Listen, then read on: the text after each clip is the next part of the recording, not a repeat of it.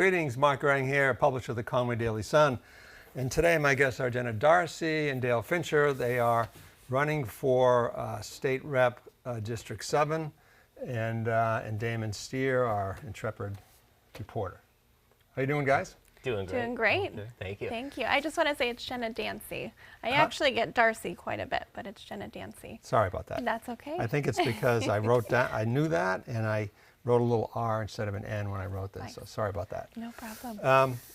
So just to set it up a little bit, this is District 7 that you're running for. And so Glenn Cordelli, who's been in that rep seat for 6 or 8 years, left, moved out of town basically, I think.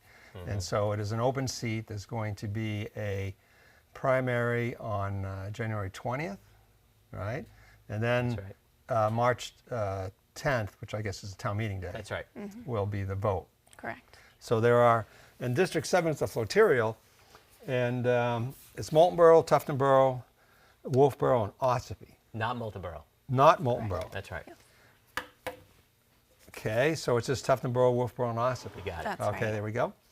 And so you are two, and then there are 4, so then you're Republicans, obviously. And Dallas Emery and Seamus O'Callaghy are on the ballot, and you guys are write-ins. That's right. And then on the Democratic side, there's Bobby Budman, who's run previously, and I think she lost, she's lost against Cordelli pretty handedly, if I recall, right? It's like 3,000 something, yeah, whatever. So, there we go, that's my intro. So maybe, Dale, since you're on that end, Sure. you could just introduce yourself a little bit. And part of that is like, because you're both candidates, I mean, write-in candidates, why? Why a write-in candidate? How's Oh, that? yeah. Oh, that's a fun story. Yes, so Okay. my name is Dale Fincher. I live in Wolfboro. I grew up coming to New Hampshire since 1983, and I grew up in the summers of New Hampshire, going to summer camps and everything like that till I was in my mid-20s. Then life took me other places. But now that I live in Wolfboro, I've been watching New Hampshire politics intently for the last 5 years, especially on the state level, following and tracking the laws, really getting a pulse on what New Hampshire really cares about and the direction that New Hampshire wants to go in. And so when this opportunity came up, I started talking to the leadership, talking to locals, and saying, hey, I'm willing to do this to serve this community. I don't have to. I have a great life as it is. But I'm What's willing your background? What's your professional background? My professional background is I did Christian nonprofit work as a public speaker and educator. And then I have also founded a financial firm to help families work on their financial legacies, as well as worked in philanthropy on foundations and boards. So I have a lot of experience kind of behind the scenes as well as a front man. And do you still do that now? I still do the financial side of it, yes. Okay. I'm semi-retired at this point, so I have a lot of extra time to serve in a seat like this and serve the local community, which is my full intention. Sure. Okay. Jenna? Great. Thank you for this opportunity. I'm Jenna Dancy, and we came to North Conway actually in 2012. And so it's really exciting to be here for this conversation. And that's where we really fell in love with New Hampshire. We woke up to fresh snowfall every morning and couldn't imagine living in any other place. We moved here in 2013. We purchased a home. We moved here full time in 2020. Where are you from? My husband and I, we went in New York. We were both working in New York City. We have 3 children, and we decided as we started growing our family, we wanted to be back to more of a rural environment. My husband and I both grew up in rural parts of Pennsylvania and New York, so it was a great transition to come here. And once we found New Hampshire, we were looking at a map and we found Lake Winnipesaukee, and we said, we have to go see what this is, and we fell in love with that environment. So since moving here and being In which town do you live in? We live in Tuftonboro. Tuftonboro, okay. Yes, so we live in Tuftonboro, and I've spent the last 5 years when we were here full-time coaching youth sports programs and getting to know our local community and volunteering on different boards throughout our area and getting to know the communities. So my professional work, I was involved in communications and public relations, and once I started raising a family, decided to step back. But now we've partnered with a local craftsman, and we build timber frame homes in the area using our resources, because New Hampshire is just full of wonderful local resources. It is amazing, you know, and I always think this is, we have such great candidates, whether you're a Democrat or Republican, then we have people like yourselves that have these wonderful backgrounds. I mean, experienced There's backgrounds. so many good people around here. You bring a lot, both of you bring a lot to the table.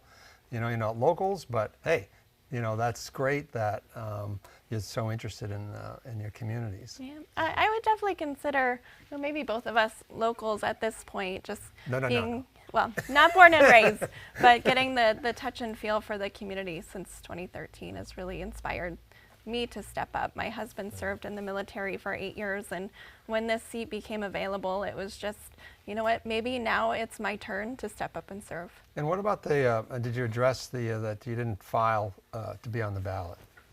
So you were, I mean, you're a write-in candidate. Correct. So there was a technicality that kept me off the ballot. It was announced on our Facebook community on Saturday, and you could file on Monday and Tuesday.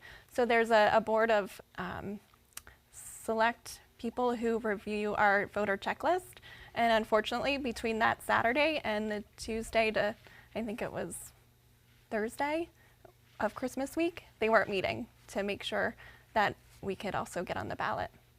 Okay. But you lived in Tuftonboro for several years, right? Correct. And so I just don't understand what the hiccup could be. I was still registered in Moultonboro, if that makes things easier, and the transition would not happen to be a Tuftonboro voter.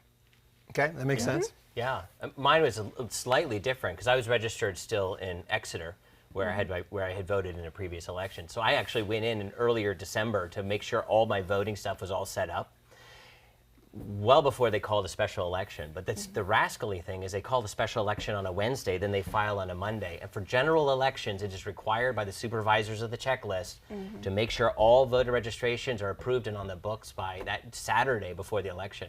And they chose not to meet. And so we wrote them, we requested that they meet during the week of filing, and they said, no, we're not going to do it. The supervisors. The supervisor of the checklist. And for me, it was in Wolfboro. For you, it was in Tuftonboro. For me, it was in Tuftonboro. And so it's essentially the same group that caused the hiccup? Or the No, same? I think they have, I don't know if they have different supervisors. I think they Right, do. right, but I it's the believe they same. do. Same issue. Same issue. Same kind of Correct. issue. They did not choose to approve all the voter registrations before the filing. So, but you guys have been in your towns for a few years, and it seems like you guys are getting into politics. Sort of like we weren't aware of you two before, and it sounds like you hadn't, even voted in your town. So like how, where is this interest coming from? All of a sudden, like. What do you mean interest in them running? Your interest in politics, and I know you said you've been interested in for a while. Yeah. And but your voting was still in Exeter, like so. Right, because that's where I had moved from, was Okay. from Exeter. So, and I mean, we're talking like a 2-year cycle. So that's where my voter registration was at. Okay. But for me, why jumping in? I mean, it was one of those where I was getting much more actively involved locally as far as getting involved with the GOP chapters and understanding how their strategy was working. And in the middle of all that, and I was also, I mean, Wolfboro has this famous No Kings protesters who like to sit at Pickering Corner. And a lot of the locals feel like they're name called and they are excluded and that they're hated. And so many of them go downtown and they're talking to the town hall saying, hey, what can we do about this? This feels like a nuisance and a scar in our town. And town hall says we can't do anything about it because it's state property. They could do whatever they want. You just have to learn to live with it. And so I started getting involved more locally. I actually went to the No Kings meetings. I just sat incognito in their meetings to hear kind of what's their approach. I wanted to humanize them and figure out why they hate the local community so much with their language and their rhetoric. I mean, they were even talking about killing Nazis, which was, and while calling Republicans Nazis right before Charlie Kirk was assassinated. And that was, I mean, and all that was documented on videos. It made national news. I'm like, why is this going on in Wolfboro? And so as I was getting involved locally to say, is there a way that Wolfboro people can know they're not alone and that somebody is actually standing up for them? And so through that network and actually meeting with people in Concord, when Glenn's seat became available, he said, hey, let's put together the network and who would be the best candidate to do this. And several of us stepped forward there. We had our own internal conversations, and we all decided this is the moment for me. And no, I'm not involved in politics before this. This is my very first time. And that's what I love about New Hampshire is that it's like a citizens' legislature. Did you vote in the Wolfboro elections last town meeting? No, I did not. But you've lived in Wolfboro for how many years? I've been in Wolfboro itself for this year. I moved here this year. Okay. I was in Exeter. I took my family on an international adventure, part of last year and part of this year on a sailboat, so they can get to know the world because we home educate. And but then it was like we're going back to New Hampshire, and we wanted to be in Wolfboro. And Jenna, did you while, vote so that's why last we year, came. last spring, in Tuftonboro? I did not vote in Tuftonboro because I was still registered in Moultonboro, so I would not have been a registered voter there. And the reason why I ended up stepping forward, because I've never been involved in party politics. This is my first step in here. I've always been involved in community service since I go back to 2009, different things that I did for causes and awarenesses and really stepping up and championing individuals who needed to be championed. And when I started getting involved in local sports and meeting the families and getting to know our communities through our business and meeting other locals over the last 5 years, when this seat became available, it was that call from inside that it was time to get involved. It was, I need to step up. I had no idea anybody else was running at that point. So in my heart, I knew it was the time to step forward and to get myself involved. So looking back, yes, of course, I wish I would have changed my registration before this special election was announced. But I didn't have that opportunity. But I still, on that day when I found out I would be a write-in, I had the opportunity to say, this might be a little too difficult, this might be challenging, but instead I decided to say, I'm still gonna go forward with this and I'm gonna step forward and I'm gonna put my voice out there because I think our community is extremely smart. They are educated and they know what needs to happen in our local community, and I'm here to give them a voice, and they deserve a decision or a choice when it comes to showing up at the voting polls. So I wanted to give them that choice. What do you think about like name recognition? I mean, Dallas is at a lot of town and county meetings, and he's out there and people know who he is. And Bobby's been out there for years, and I think Seamus has run before. We're not as familiar with him, but so you have a name recognition issue because you're newer to the county than some of them are. Right, sure. I mean, you could play the popularity contest all day long. A good campaigner doesn't mean they're a great legislator. Doesn't mean they understand the issues. There are people who have been in New Hampshire their entire lives who do not understand the live free or die mindset of New Hampshire. So I look at it and say, do you want a good person in there that understands the issues that can really champion what Wolfboro, Tuftonboro, and Ossipee are about? Or do you want somebody that's popular? And those two things don't always go together, as we have all learned when in high school. Whenever you vote for the popular person to be class president, is not always the person who's the best for the job. It's the person that everybody enjoys partying with. So I'm not interested in the party side of it. I'm interested in representing properly. Yeah. And I agree with that too. It doesn't necessarily mean that you needed to be involved in the political groups that are in our area before this to have the name recognition. And sure, it would have been really helpful for this cause to have that opportunity and go back, but we can't go backwards. This is about moving forward and getting some fresh ideas into our area and fresh voices who are willing to step up because they understand the local community and what's happening.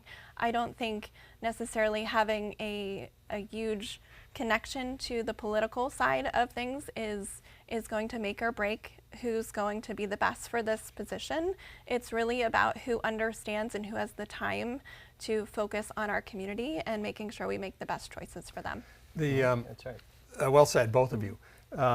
So Glenn Cordelli, Cordelli was actually became a powerful voice in the legislature, and certainly one of his priorities was the education freedom accounts, the voucher program, and we can talk about that later.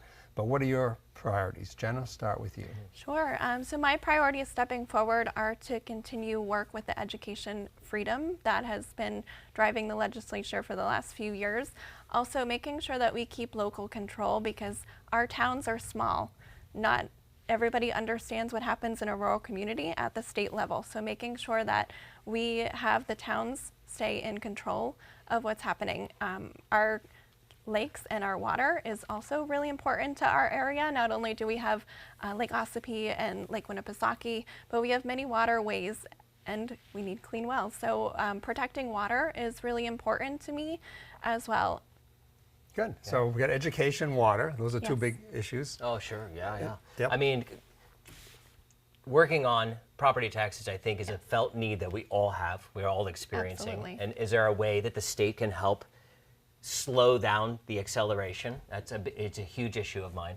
Education freedom for all is very important. I think that since parents are the wards of children rather than the state, that if you're paying property taxes for education, it's a really, for most parents, they're like, why am I paying property taxes for education if I'm not receiving the benefit? And so working with parents and families to figure out what works best for them is a high priority. Now, both of you homeschool, right? We do. Okay. Yes. Yep. So in the voucher program, since we're talking about that, I think when it was first presented, it was presented for low-income people, and now the income requirements have been basically lifted. So we've gone from like $1 million program to $50 million program, and I think, how do you tell taxpayers? I mean, at least with the public education, local property taxes, you can go to the school board meetings, you can vote, blah blah blah. With this, we have no choice, basically. So what do you tell people and say that, hey? By the way, your tax money is going to go to someone who's sending their kids to Phillips Exeter and they're paying $60,000 a year, and we're going to subsidize it to the tune of like another $5,000. How is that? How's that fair? Well, the fair thing is when you get your tax bill and realize that you're already paying for education. But if you're not Right. using that education benefit, parents look at that and say, it's not fair that I'm paying for another kid rather than my own. Yeah, but you have, I mean, people have homeschooled forever, and that's a choice you have, and people have sent their kids to other schools, and that's a choice you have. But you did raise the question of fairness. Right. And I'm telling you, parents look at what the fairness is, and they say, I am paying for someone else's kids to go to school, and I receive no benefit if I do not choose the Right. only avenue my taxes have given me. But the other side of it is that the EFA accounts don't come out of property taxes. And that's a huge misunderstanding that we have in our state, where a lot of people are like, my property taxes are going up because of school choice. No, that is a state fund. It is largely funded by businesses, actually, and anybody could donate to it if they like. So on the local level, the property taxes are not going up because of the EFAs and the education freedom accounts. I mean, that's debatable, but I pay business taxes, so why should I pay for you guys to homeschool your kids or to send your kids to a religious school, for instance? I mean, do you believe in separation of church and state? Oh, that's an awesome question, and it's an enormous one. Yeah. I think I want to go back to the education thing real quick, because there's $27 million went to education freedom accounts this last year. $4 billion went to public schools. Right, local property taxes. Well, and I just want to say too, parents do deserve a choice. Over the last few years in our district specifically, enrollment has went down 8%. And that is not because people are loving what's happening. People are understanding that there is a disservice happening at our school levels.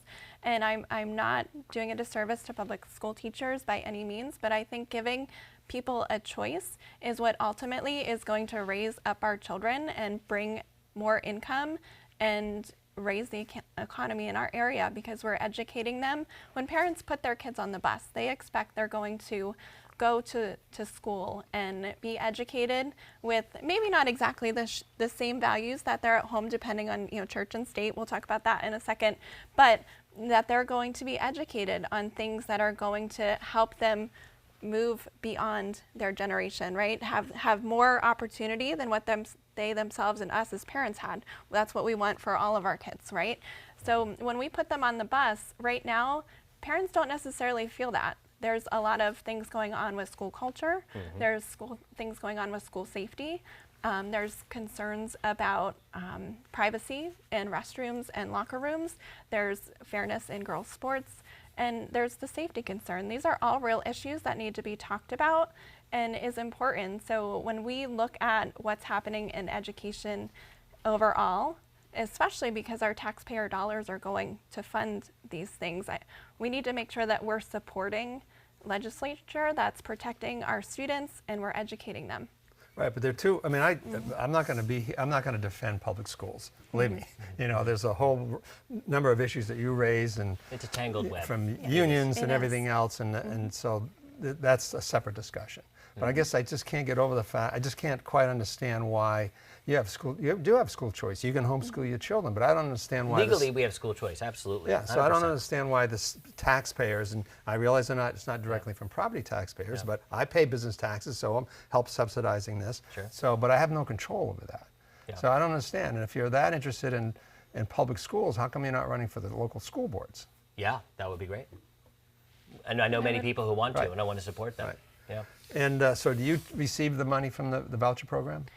So I want to say something here because I mentioned that parents deserve a choice. I have 3 children.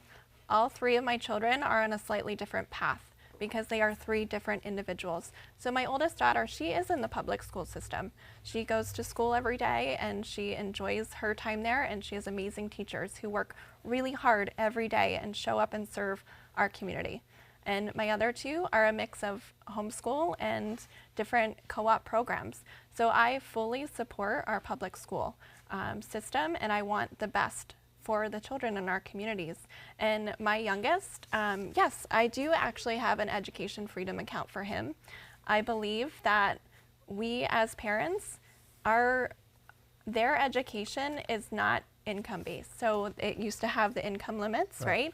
So I was actually really proud of the work that Glenn did to remove that, because our children are not paying for their own education. So what do you use the money for? So he goes to a nature school 2 days a week, which is incredible. They are outside from 9 a.m. to 1 a.m. or 1 a.m. He's a party animal at 1 p.m. Sure. And they are learning the different types of trees and recognizing them by the bark. They're learning the different flowers and herbs that grow naturally in New Hampshire. They're experiencing, it is on a farm, so they get to help feed the farm animals. We do have animals at home, but it's one thing to help out in chores in your own house versus helping out somebody else. So that is part of what funds that. Also his math and reading curriculum, I've used those funds for. There are other things we could use them for, but mostly I focus on the essentials: math, reading, handwriting, and also his Do you think program. the money should be, I know in Rochester some of the money's going to Little League programs. People can pay for Little League programs, driver's ed. Do you think that voucher money should be used for those kind of uses? Is it education? Sure. I mean, we have PE in our public schools. Can we not have Little League down the street? I guess, but why would anybody else who sends their boys and girls to Little League not be subsidized to send their kids to Little Leagues also? Because they're getting Little League at school. I mean, they're getting types of that kind of education at school already. Well, Little called League is physical not. education. But, well, yeah. But those are outside activities. My Little family League- doesn't receive the EFAs, and because we can afford, and we just, I'd rather my slot, because right now the way the EFAs are set up, the first 10,000 people that are in it can already be in it. Once, even though they raise the income level, the amount of people that can actually join in only goes up by 25% a year. And so a lot of people are on the waiting list who would like to receive an EFA. We've chosen to forego that so that it can benefit somebody else. Fair enough. Can I ask another question? One of the sort of underappreciated roles of a state representative is to help run the county. And Yes. I was wondering Yes. how familiar you are with that aspect of the job. It can be very time consuming. That's right. No, I'm familiar with it. I've been fully briefed on it. I've watched the videos of them sitting in as the delegates of the county. And I know that for many representatives, it's like this is a true self-sacrificing moment to work on the delegation with the county. But I'm fully aware of Bill, I we don't have to think you keep a said pulse. what your priorities are. I don't think we got there. Your priorities, if you were elected. Lower income tax, lower the taxes for the state, and as much property taxes as much as possible. No income taxes, no sales taxes, no statewide property taxes. Education freedom for all. Helping get woke ideology out of public schools when possible. And what about the? I Oh, think, sorry, Jenna ahead. should answer that. But county she question. answered. I kind of semi-answered that as well. When Okay, we talked sorry. earlier. Yeah, Feel free. about the local About the county. Oh yeah, the county. county Yes, thank delegation. you. I appreciate that opportunity. So I've been briefed as well, and I've gotten to know more of what the responsibilities will be for this position. And what is incredible is this is really a volunteer position. Totally. It is not something that we would be earning a income $100 for. a year. So from my perspective, this is a way to step up and serve my community and do what needs to be done. I love that opportunity, and I'm fully able to commit to it and get to know our county a little bit more. And it's something that is just exciting to be able to do that. When you two say you're briefed, what does that mean? Oh, I've sat down with leaders who sit in it and have gone through it. Yeah. Correct, right. I had a meeting with several people in the local chapter of the Republican Committee, as well as other representatives from the state, and they've given us a good look at what it actually entails to fill this role. One of the great ongoing debates is the idea of local control versus state authority. And that's kind of manifested itself in a number of bills that have been considered and will probably come up in the next session. And one of them, Dale, I think you kind of referenced, is about trying to keep taxes low, property taxes lower. And we know it's driven by local schools, which is another discussion. Sure.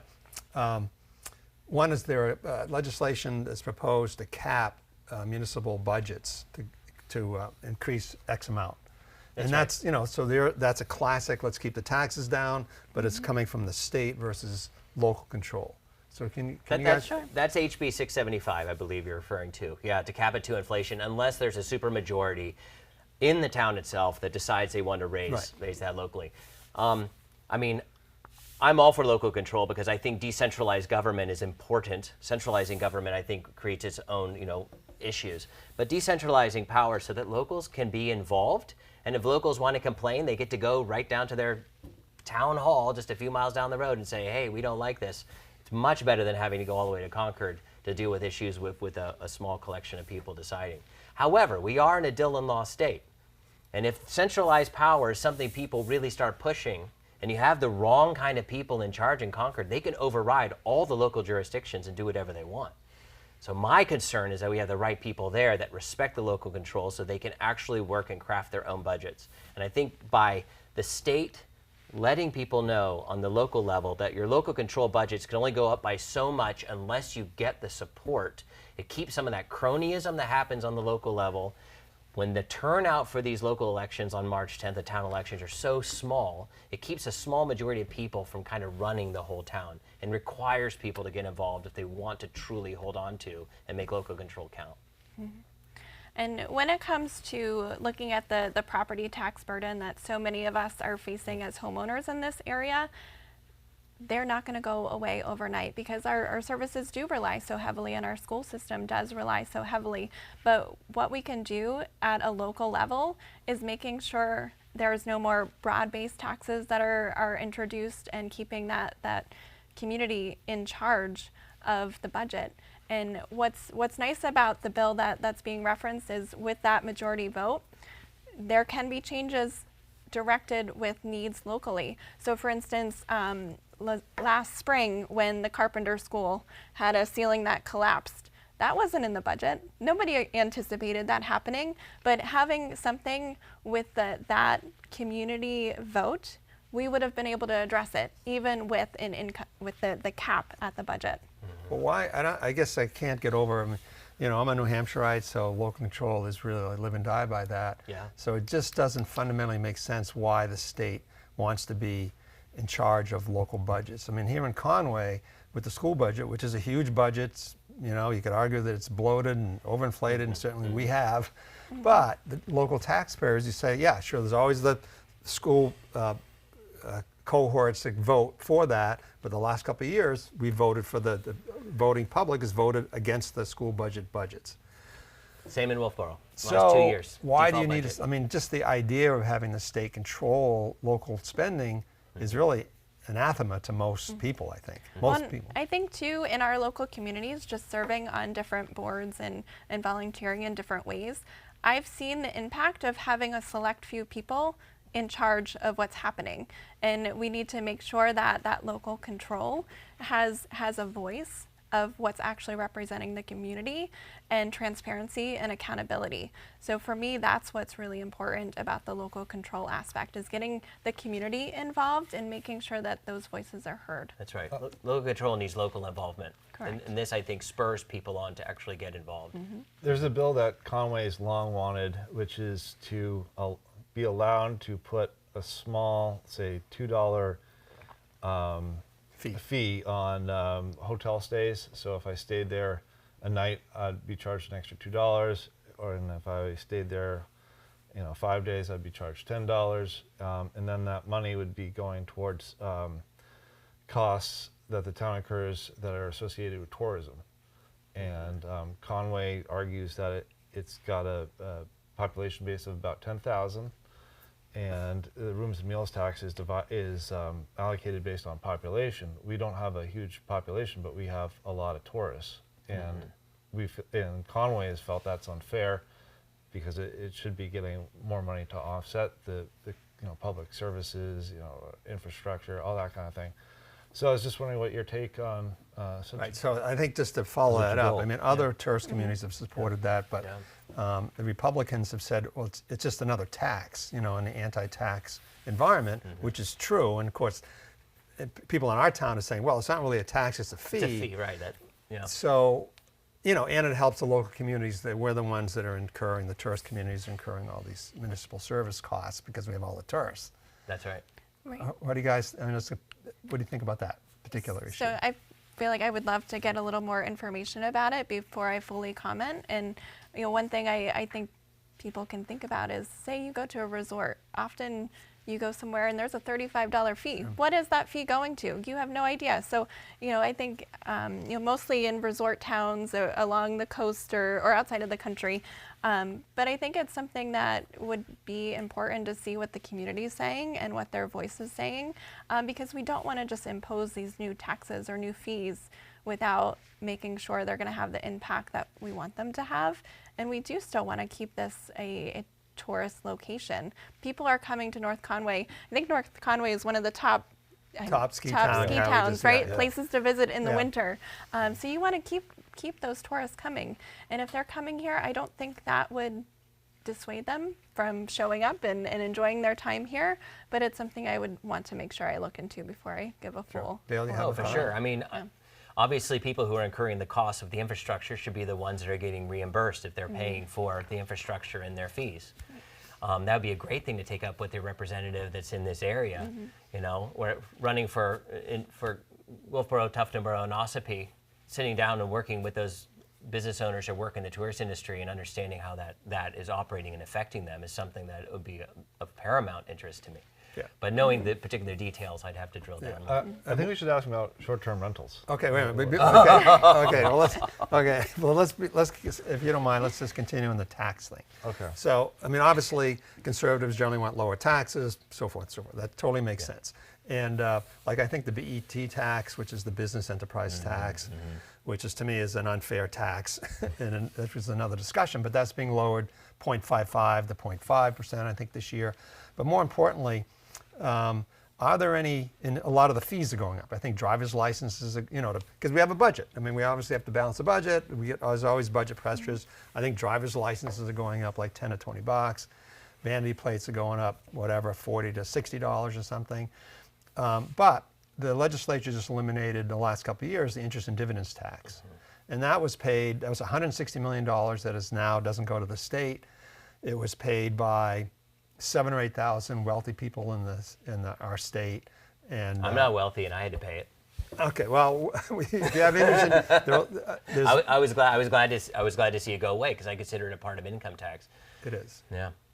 And okay, so Jen, I assume you agree with that we shouldn't have had that interest and dividends tax because it does tax the wealthy. I mean, if you have interest and dividends, and because I think you have to earn $2,500 before you're taxed, so you have some means. You may not be wealthy, but you obviously have some means. When they're giving you a 5% interest rate of your bank account, it just starts to add up.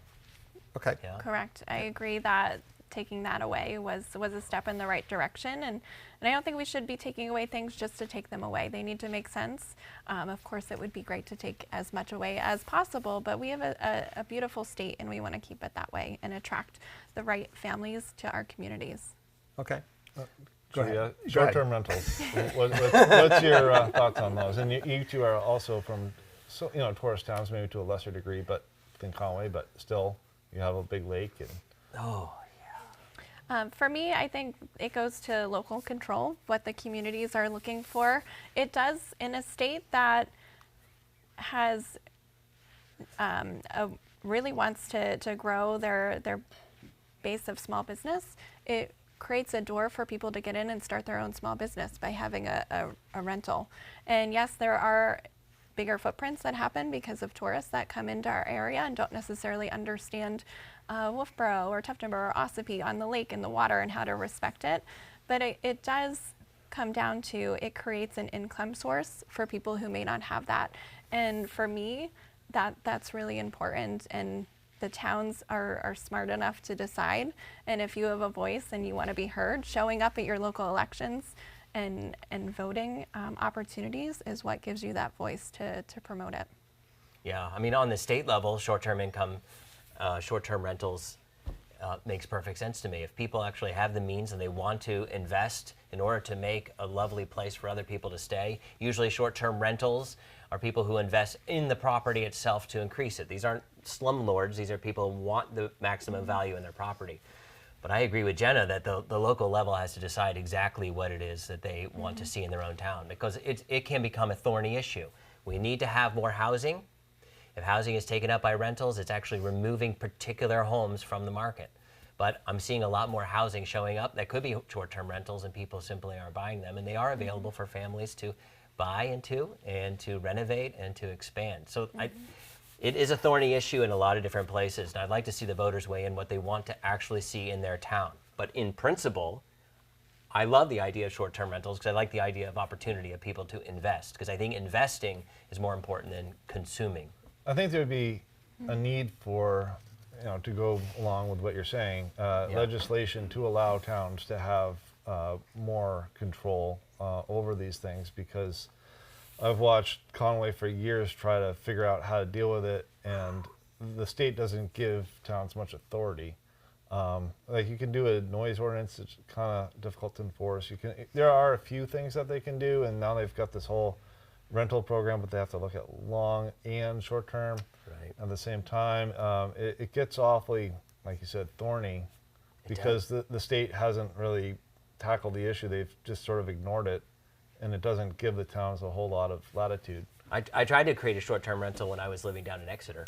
And after I built it all up under that assumption, even working with them, after I got my certificate of occupancy, they said, oh, no, you can't make it a short-term rental, which was like, oh, okay, all right. So I know that they have local control to shut down and open up things as they wish. Yeah, I mean, we could talk about that forever too. It's a thorny issue, but I think what the course of deciding is that you could, even if local communities have a short-term rental ordinances, they're basically grandfathering anybody who's already done it. I think there was a court decision in Madison that just basically said that. Right. So that's probably going to. So we got 20 minutes left. At the end, we want to give you an opportunity just to say why you guys, why vote for you. Yeah. But I'd like to go through just some interesting potential legislation that's coming up. So sort of like a lightning round, if you will. Let's do lightning round. Okay. Let's do it. So one is that reintroducing the death penalty. It hasn't been. It was repealed in 2019, but there's interest afoot to reintroduce that, and that would include death penalties against some sex offenses against children. So the death penalty in general. Jenna, you want to start? Sure. So as I mentioned at the beginning of this, I am not a politician, and I have not looked into that bill, and I will be the first to admit that. However, I believe in right and wrong and morals and values, and protecting our children should be the top concern of our communities. Okay. Dale? Well, you answered that very nicely. Yeah, very nice. Thank you. Well, in principle, I agree with the eye for an eye, tooth for a tooth kind of issue when it comes to murder and high capital offenses. But I think that our judiciary system is not always perfect, and I would hate to see innocent people put on death row. We know all of those kinds of stories. So I'm not for the state implementing the death penalty. The death penalty on a practical level, also when people on death row, they cost far more of our tax money to keep them there than for them to simply be another type of penitentiaries for life. But I am very strong on law and order and think that consequences should suit the crime. But not the death penalty. I would not favor the death penalty. I mean, because conservatives, that's one thing that always made sense to me is conservatives. Many conservatives don't want to have the death penalty because they don't want to give the power to the federal government or state government. Sure, right. I mean, that's Right. Yeah. Right. All right. So what about another interesting one about that is they call it campus carry. So you can, with the shootings at the Brown University, now there's legislation that would allow basically not have no gun zones on college campuses, including our campuses in New Hampshire. So what do you think about that concept of allowing guns on college campuses? So I want to say I grew up in a hunting family where firearm safety and respect was taught at a very young age. We have a firing range on our property today, and I strongly support the Second Amendment right for people. But we also need to make sure that we are maintaining responsible handling so that our communities remain safe and we can keep those freedoms. And people need to be able to protect themselves. And I understand there are places, like hospitals, for instance, you see right on the door, this is not a concealed carry zone. However, in large crowds and places where people are shown that things happen, they need a way to stay safe. So if we are going to take away that freedom for them, we need to have a different way to protect them. So if we take it away, how are we going to keep them safe? We need to make sure that we're looking at both sides of things.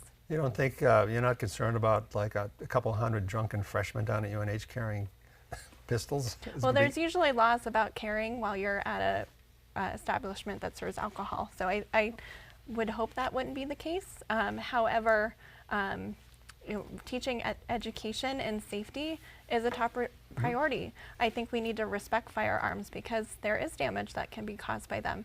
And that goes back to education and making sure people know what they're for. Yep. Yeah. Well, if they are drunken freshmen, they're probably drinking underage anyway, aren't they? Yes. Well, that never stopped them. I do think that, if they're going to break the law and drinking underage, they're going to break the law, whatever laws they decide they want to break. So I don't think bad guys pay attention to laws. People who are bent on hurting other people don't look at signs on hospital doors and say, oh, I should be a good neighbor today, even though I want to murder somebody. This little sign is actually stopping me. And I think that's an irrational way to approach anything when it comes to public safety. But I don't think walking onto a public school campus, in which we're talking still about public property, that suddenly your Second Amendment rights, and it is considered the 2A both in New Hampshire as well as the U.S. Constitution, your 2A rights just suddenly stop. And that the right to self-defense, which is an unalienable right, should stop. Responsibility, 100%. I think stigmatizing guns in our state or country actually hurts the responsibility effort rather than saying, hey, there are things in our lives that require responsibility and we're not going to shun them, we're going to teach you how to be responsible, whether you end up doing that or not. It is a right, and if you choose to do it, but let's be responsible and have the right sober mindset going into it. So you would support that? I would support it, right. yes. And the book ban, Governor Ayotte vetoed in the last legislature about the book ban, where there were specific titles that were going to be banned from local libraries or local school libraries. And I guess that's being amended a little bit. So it's going to somehow just allow parents, I'm not giving this right, so maybe this isn't even a great question, but they're going to allow parents to question the books, but not have a book list that wouldn't be allowed in schools. So I guess my general question is, what do you think about those kind of controls, parental controls with books in libraries and schools? Well, I think in our school district, we need to have a focus on education, not ideology. So it is, as taxpayers, it's their right to know what's being taught in our school districts. And for me, I would support them being able to see what's being taught and what resources they have access to. Yeah, I think a lot of the issue comes down to books that are just inappropriate for their ages. There are a lot of, for example, movies and books for my own kids, and I'm just like, Dad, is that movie wrong? You're not letting us watch it. It's like, no, that movie's not wrong, but the material that's in it is difficult for you to process till you have more life experience. And I think the big concern parents have is that you're pushing adult-type language and issues on children that do not have the ability to process it yet. And I believe what that came down to is the governor said, she vetoed it because she said there are channels in which a parent themselves can say, I don't like this. But I believe the bill before was you can report the issues overall to like a board or a committee that will then oversee the school. Because playing the popcorn game of one parent after another trying to report on something is so inefficient and really does not address the issue that a lot of kids are being exposed to adult things. And we know they're adult things because when those children's books are read at town council meetings or even up at the Capitol, they're censored. They're told, stop talking in such lewd ways. We're like, well, this is a children's book. It's for our children in our schools, and how about we just have age-appropriate things? It's really not a book ban. Book bans mean that things cannot even be published in the entire country or the state. This is just making things appropriate. And I'm all for making things appropriate. I mean, do you not trust elementary school teachers for that? I mean, that's their profession. I mean, that's what it kind of implies is that you're not trusting the teachers to provide the right appropriate age I think books. that if teachers are not standing up for inappropriate literature, they are violating and breaking the trust of parents and our communities. So they are it's a test for them. Are they going to have the backbone to say this is inappropriate? Or are they going to say, let's just do it because that's what everybody else is doing, or that's what the trend is, or that's what the associations out there or the unions have told us to say. Whoever is giving the message, I think the teachers themselves, I want to empower them to have the backbone to say, you can stand up and you can say this is inappropriate. Like that is my big issue, because I don't want the trust violated with parent. Mike Belcher, who's our Wakefield rep, I know one of the Mike most Belcher. conservative members in the legislature, actually. He's got a legislation that would literally bar discussion on critical race theory and any discussion on LGBTQ. I mean, would you support something like that?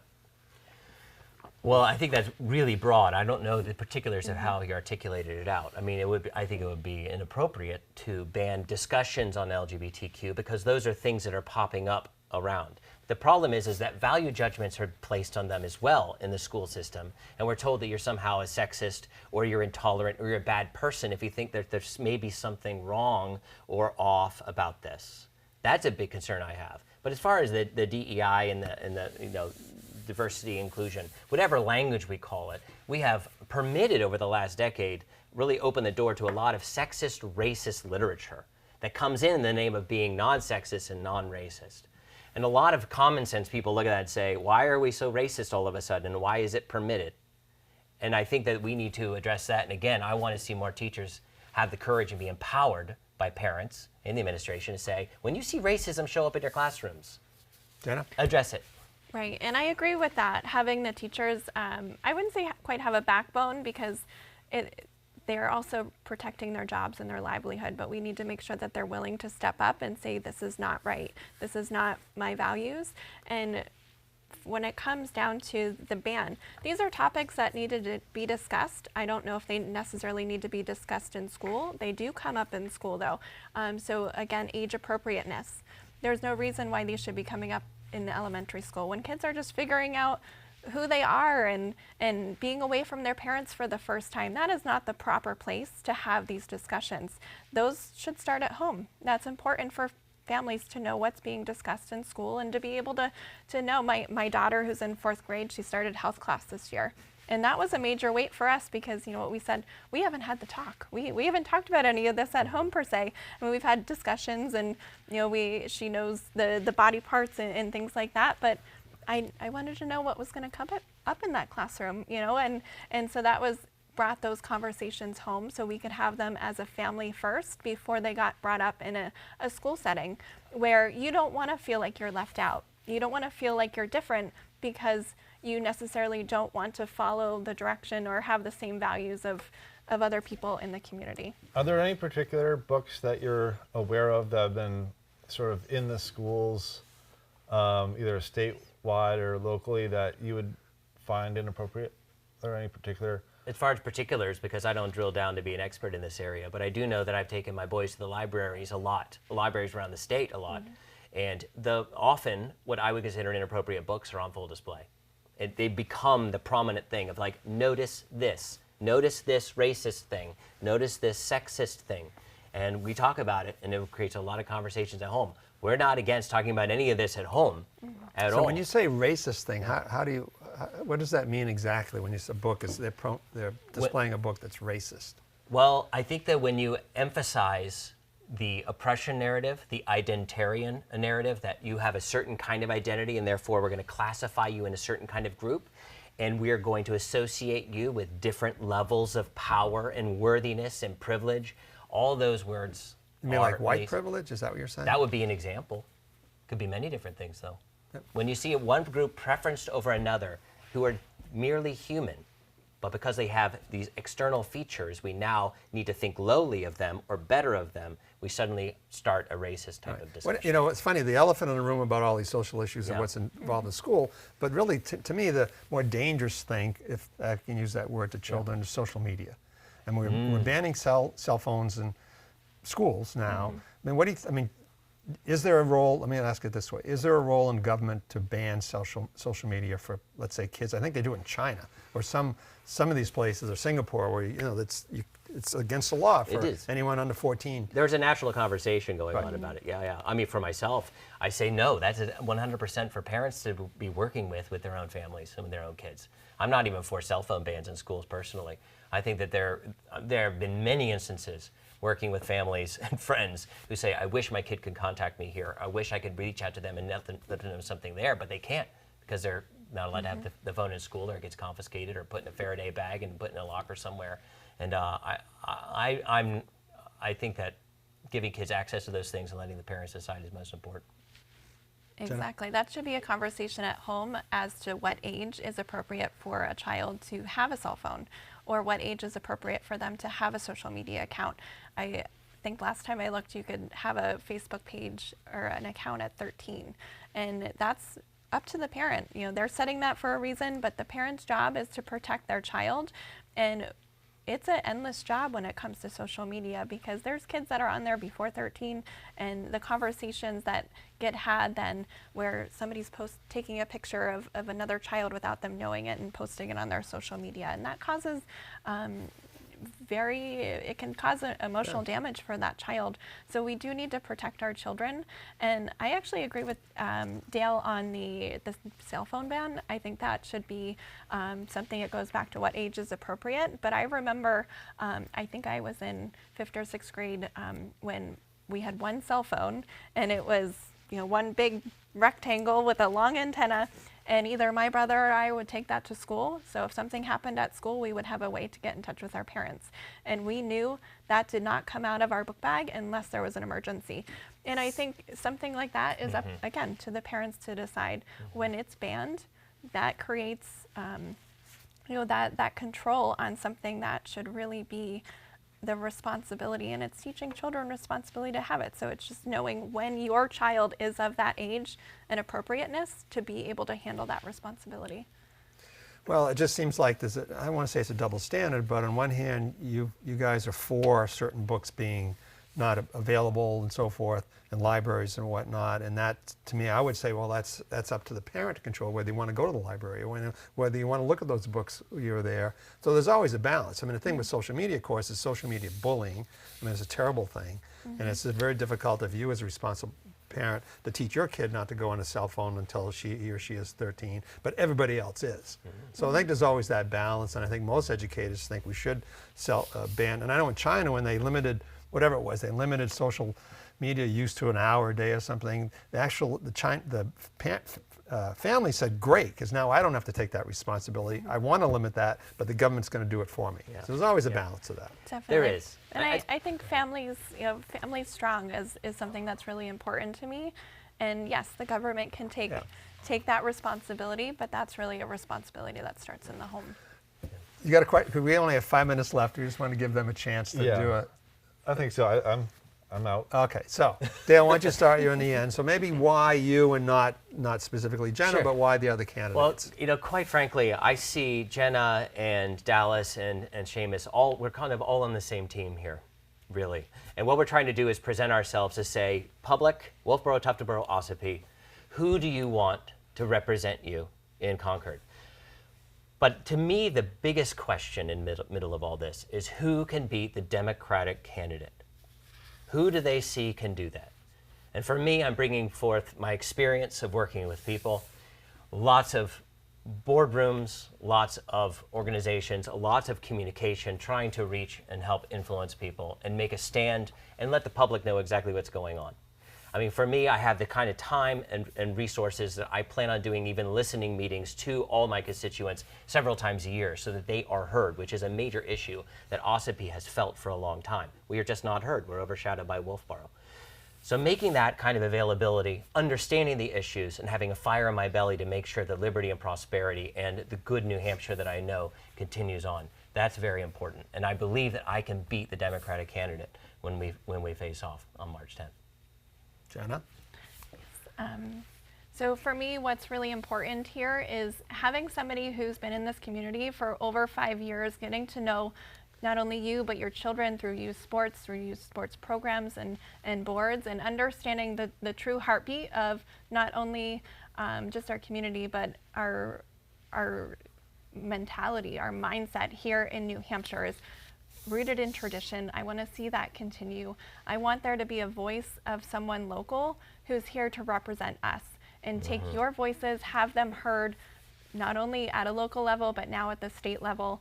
And to me, that's really important, not only considering your thoughts and your voices and meeting you in the public, but having somebody who's been here, who knows what this community needs, and to preserve those values and protect those values is really important to me. And again, we do, whoever comes to play come January 20th, we need to have a candidate who can go up against the Democratic candidate. And for me, I can do that. I've been here, I represent your values, and I know that I have a voice to be able to do that here. Good. Hey, we have a couple more minutes, so I just want to ask one more question. Please. That's the place to stop, but since we have 2 minutes, you know, Senator Jeb Bradley was a champion of the Medicaid expansion.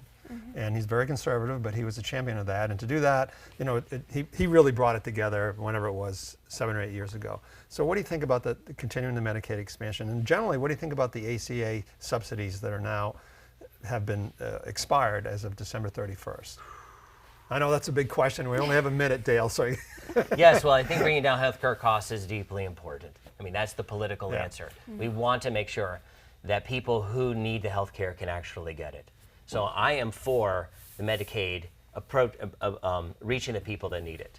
As far as the ACA, that's a federal level issue. And I think that what happened with ACA created even more problems with the healthcare industry and insurance. And I think merely just trying to bail it out over and over and over again with extra subsidies is actually digging a deeper and deeper hole. We need to reform the healthcare system itself, not actually healthcare, the insurance system itself, so there's more transparency and efficiency. And in the meantime, of course, the pushback is, in the meantime, the Republicans really haven't come up with any alternative plan in the last 10 years. In the meantime, I have actually seen alternative plans. You mean like brought up. HSAs and that kind of stuff? Oh, I mean, HSAs are wonderful, but no, there's actually alternative plans that were presented during this big lockdown that went down.